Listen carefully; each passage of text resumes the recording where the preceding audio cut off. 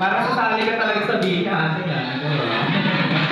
Binigyan naman siya ng natin natin. Dapat muna tayo kay Baby Aya. So picture taking muna tayo.